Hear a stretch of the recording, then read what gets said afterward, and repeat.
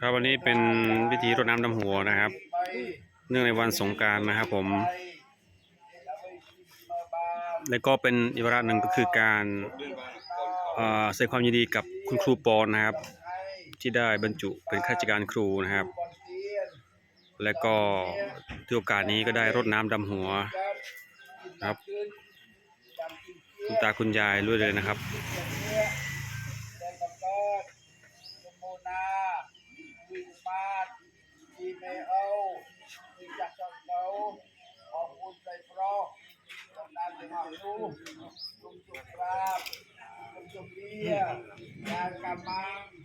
กัมมัง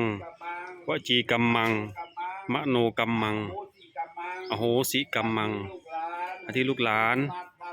ได้ประมาทพลัดพลั้งที่หนึ่งประการใดได้ก็ดีเบาก็ดี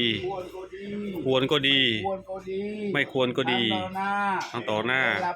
ได้รับหลังก็ให้คุณพ่อคุณแม่ให้คุณพ่อคุณแม่โอ้โหสิแด่ลูกหลานด้วยเถิดแด่ลูกหลานด้วยเถิดปันเรียนบางใจใจยืนเถิดสมัติวนวันนี้เราจะเป็นคนนางมุกร้องกันโคตรบ้านเนาะเลยจะเรื่องเชื่อมดี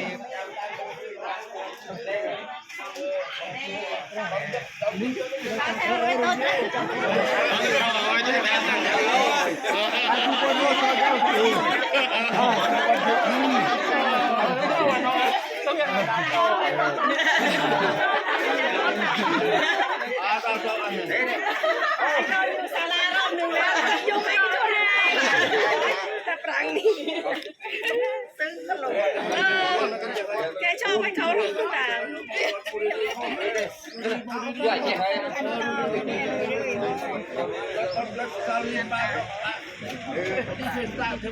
จะน้ำแข็งวางได้ต่อน้ำแข็งนิดจะได้เย็นชื่นใจ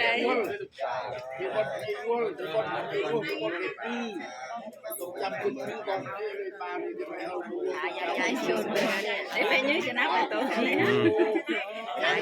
นี่สวยๆนะเนี่ย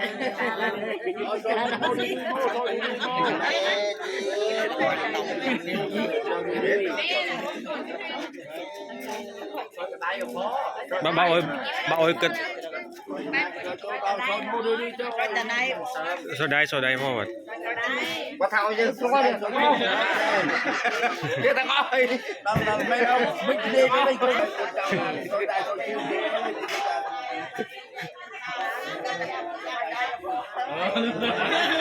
อย่ากลัวน้ำมันเอาไว้ยังกันแล้วที่นี่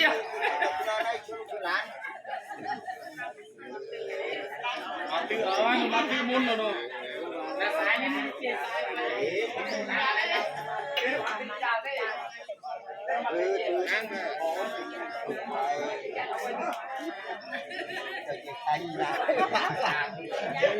กดนาลุเตตาด้วยมันทำเรียบเหมือนเจ๊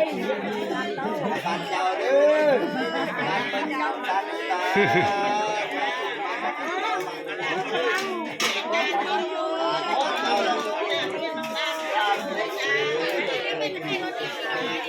ชน